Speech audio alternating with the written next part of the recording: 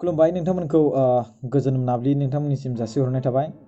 दानि बावैसो मोनसे भिडिअ मोनदों क्लिप्स सासे गोरलै गथ'खौ गारनानै गालांनाय सोरबायदि बिमायाबा बेबायदि गारना गालांखो रावबो मिथिनो मोना। नोंथांमोना भिडिअ क्लिप्सखौ नायबानो जाबाय। बे जाथाया जादों धिकियाजुलिनि बटपारा होननाय मोनसे सक, धिकियाजुलिनि सिङाव थानाय आरोना सनितपुर डिस्ट्रिक्टआव बटपारा मोनसे सकआवहाय। ओमफ्राय बेखौ निजोम ब्रादारा बे भिडिअखौ हरदों आंनो। बिथाङा धिकियाजुलि सनितपुराव थांदोंमोन जाहैदों, बिथाङा उदालगुरिनि। ओमफ्राय बे लामायावहाय बटपारा सकआवहाय माबायदि मानो थाखाय होंगो दोंगो मानो थाखाय दावराव दावसि बेवहाय जादों होननानै बिथाङा नायदोंमोन गारिनिफ्राय ओंखारनानै। ओमफ्राय बिनि गेजेराव बेखौ नुबाय आरो बे भिडिअखौ क्लिप्सखौ हरबाय।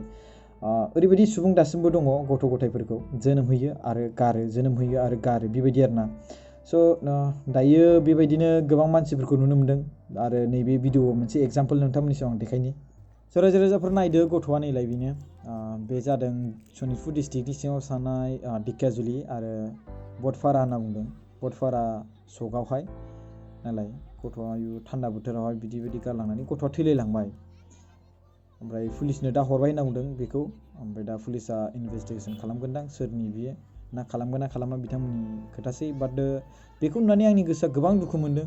जाहाथे नोंथांमोननि गेजेरावबो, जोंनि बर' हारिनि रायजो राजाफोरनि गेजेरावबो बेबायदि जाहाथे जाया। नोंथाङा जुदि खांनो हाथारलाब्ला अब्ला सोरबाफोर गथ' मोननो रोङै बेफोरबायदि बिमा बिफा दङ, गथ' मोननो रोङै हौवा हिन्जाव दङ, बैसोरनो हरबानो जाबाय, बिथांमोना खांगोन। बिथांमोना गथ' मोनैनि थाखायसो गोबां दुखु आरोना। थेंक इउ स' माच।